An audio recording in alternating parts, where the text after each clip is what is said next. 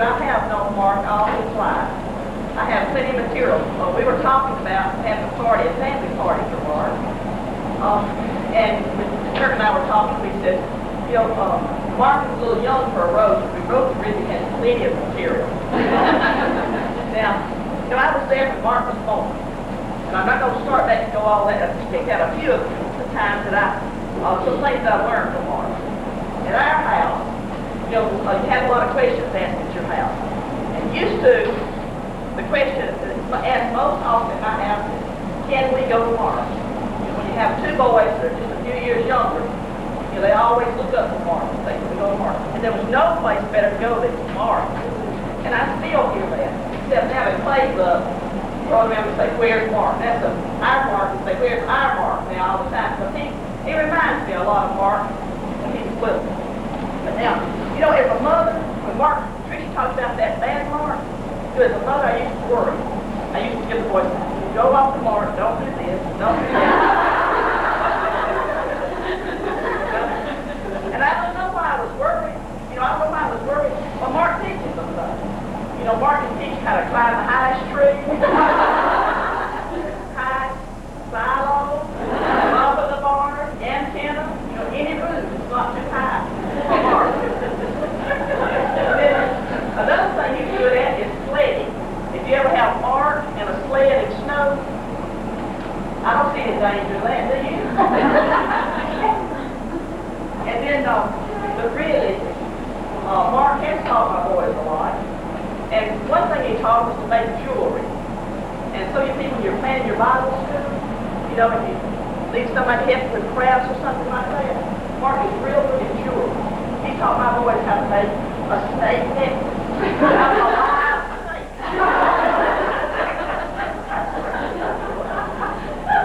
We killed that snake.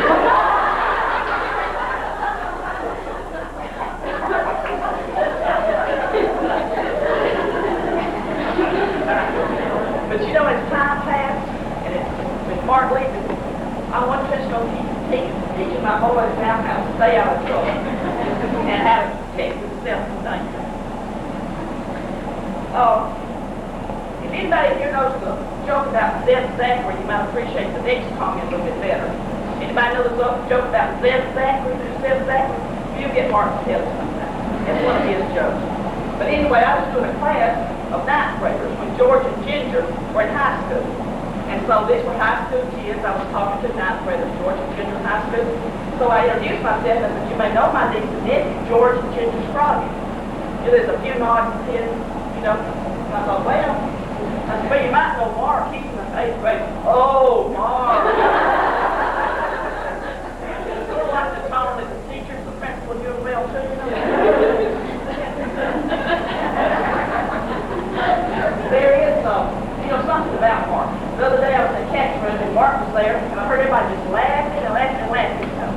And I went out there and they were around the TV right as close as they could get. You know, Mark was about this far from the TV, and other kids were like that. They were laughing and laughing. It was about Mickey Mouse and the Beanstalk. And they had watched, my kids had watched this several times. They recorded and watched it over and over. But you know, when Mark was there, it was a lot more. It's just that way, you know. Things that are old still funny with Mark. But there was a sign, when I got to think about this occasion, I thought of a sign that I read on the bathroom wall. It reminded me of Mark. And this is true, now this is true.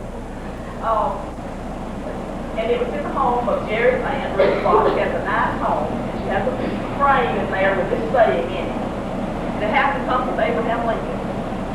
It says, I like to see a man proud of the place in which he lives.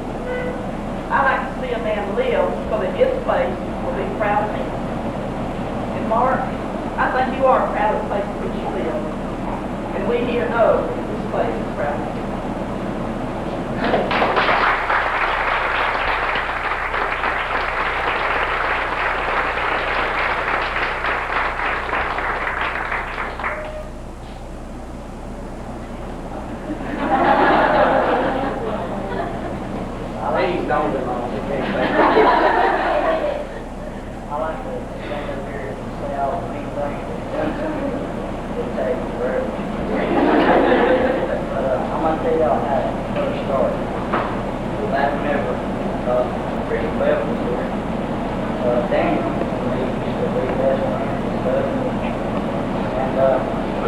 we used to ride bikes all the time. Every Sunday, you know, I was going to ride bikes with Daniel. Well, he couldn't because he was going over Marc's. Right, I never did like Marc. He did take my best friend away. Then whenever Daniel moved, I guess I was his best friend or something like that.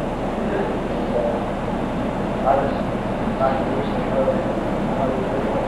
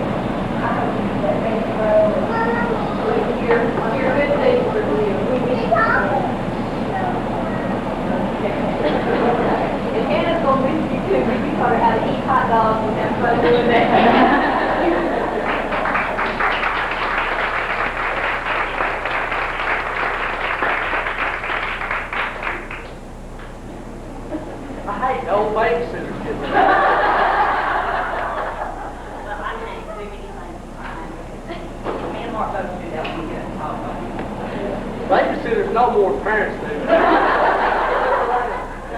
I spent many summers on vacation at Scroggin. That was my vacation this summer.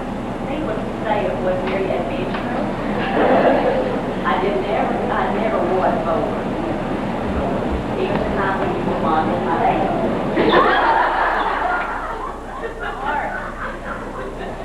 Marc has put me through misery, and there were so many times when I didn't have the skills.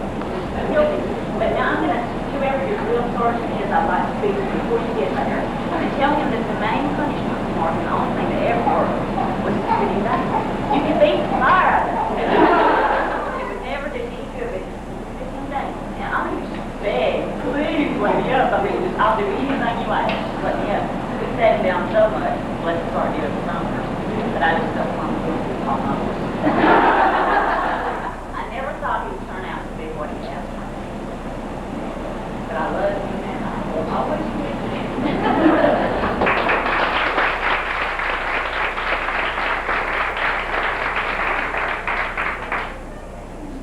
Okay, me and James feel like we got a big investment in Mark. When he grew, when he was between 14 and 16, he grew 6 3/4 inches. And when he come over the house, the first door opened, the door would come in, the second door would be in the refrigerator door. We got a big investment in Mark. Things will pay when they get it.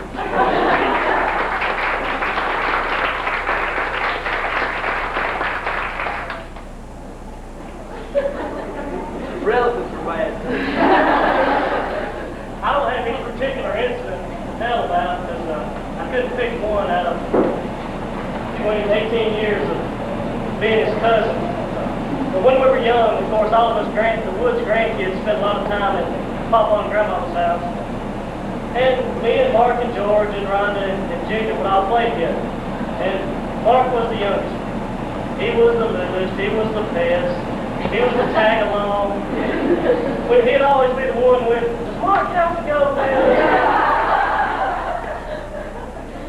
But then he began to grow. Well, I remember a few times when we were young that maybe me and George got just a little bit rough with him. And that's when he was littler than us. I know one incident in particular that George hopes he's forgotten about. But now he's grown up and he's bigger than us, so we got to be nice to him. And now me and Shane and George always run around together. And just when Mark is getting where he's tolerable to hang around with, he's got to go off and leave. We've actually beginning to enjoy his company, and now he's got to go leave. But I wish him the best of luck, and we're going to miss him while he's gone. But we're not going to forget about it. I'd like to say that Mark has always known the difference between right and wrong. Patricia talks about the good Mark and bad Mark, and he's always known. I joined the Scroggin family just a few months before Mark was born, so I've known him all through the years too. And one particular incident stands out in my mind to explicitly illustrate how well Mark knows the difference between right and wrong. He's really concerned about that. We were sitting in the basement of George and Carol's house, and we heard this conversation yelling between Ginger and Mark. And went up there, and Mark was saying, "Can you see me?" He was out in the front yard, and Ginger was saying, "Yes, I see you." And Mark would say, "I'm not talking to you." And he'd look up, "Can you see me?" And this went on several times. And finally, Ginger said, "Who are you talking to?" And Mark said, "I'm talking to God and Jesus and Santa Claus."